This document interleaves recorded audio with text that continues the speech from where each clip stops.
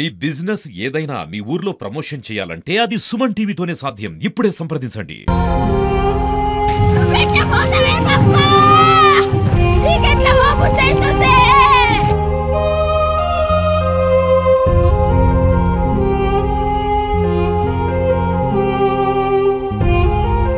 Welcome to Suman TV. నేను మీ కరణ్ సింగ్. జైత్యాల జిల్లా కొరుట్ల మండలం ఐలాపూర్ గ్రామంలో ఈరోజు ప్రొద్దున 2:30 ప్రాంతంలో యాక్సిడెంట్ అయింది.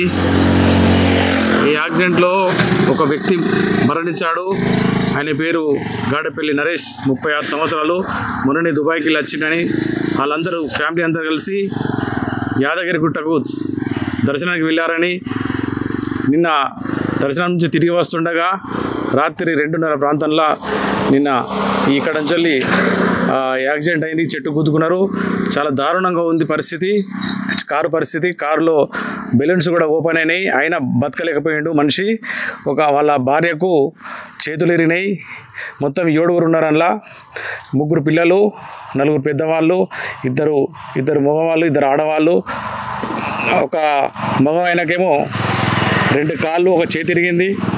ఆడవాళ్లకు కాలు ఇరిగినట్టుగా, వాళ్ళ భార్యకు, ఈ గడపల్లి నరేష్ భార్యకు 2 చేతులు ఇరిగినట్టుగా తెలుస్తుంది మనకి. ఇక్కడ పిల్లలకు ఏమీ కాలేదు.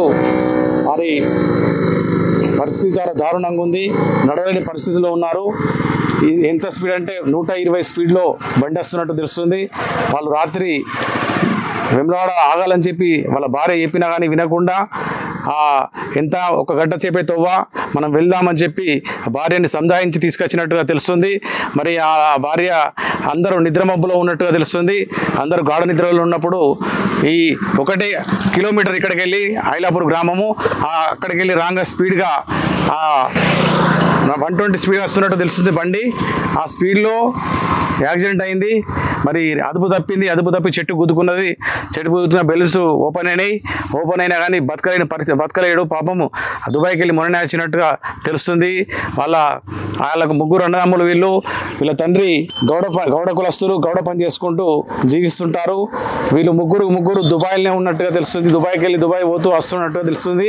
వీళ్ళకు ఈ చనిపోయిన గాడి నరేష్కు 2 పిల్లలు ఉన్నట్టుగా తెలుస్తుంది. వాళ్ళ భార్య అరణ్య రోధిస్తున్నట్టుగా ఇక్కడ మనం చూస్తున్నాం. ఈ పరిస్థితి చాలా దారుణంగా ఉంది. మరి ఏమీ చేయలేని పరిస్థితిలో ఊరంతా తరలి వచ్చారు. ఈ పరిస్థితి చాలా దారుణంగా ఉందని చెప్పి పొలాలకే తిరిగి యాక్సిడెంట్ అయింది. మాకు అప్పుడు 2:30 మధ్యన ఫోన్ వచ్చింది మా జలన్నకు. మేము 2:50 వరకు అక్కడికి చేరుకునేసరికి ఈ పిల్లగాని వేరే 2 రీచ్ అయ్యారు అక్కడికి. వాళ్ళు తీసి బయట పడుకుని చూస్తే పల్స్ లేదు. అప్పటికే పల్స్ లేకపోగానే ఆటో పిలిచి, ఆటోలో అంబులెన్సులు టైంకి రాలేవు. ఆటో పిలిచి ఆటోలో ఎక్కించి పంపించినాం. ఫస్ట్ అది పంపించి మళ్ళీ అంబులెన్స్లో ఒకటి జైత్యాల నుంచి, ఒకటి మెట్పల్లి నుంచి వచ్చేసరికి టైం వీళ్ళను మళ్ళీ ఎక్కించి ఒకళ్ళను కొరట్లకు, ఒకళ్ళను జైత్యాల పంపించేసినాం. అది చేసి వచ్చేసినాం. వచ్చేసరికి 5-6 అయింది ఇంటికి వచ్చేసరికి. ఇప్పుడు చనిపోయిన అతని భార్యకు 2 చేతులు ఇరిగి, ఇంకో అతని భార్యకు 2 కాళ్ళు ఫ్రాక్చర్ అయినాయి, 1 చేతి ఫ్రాక్చర్ అయింది. ఇంకో అతను ముంగడ కూర్చున్నాడు, అతనికి నడుముల ఫ్రాక్చర్ అయింది, లేస్తలేడు. అతను వాళ్ళ పాప కూడా దెబ్బలు తగిలి కానీ బయటకు ఏర్పడతలేవు. ఇప్పుడు వాళ్ళు 3 హాస్పిటల్లో ఉన్నారు. ఇది జరిగింది. వీళ్ళ పిల్లలకి ఏం కాలేదు. లక్కీ ఏంటంటే వీళ్ళ పిల్లలు మంచిగా ఉన్నారు.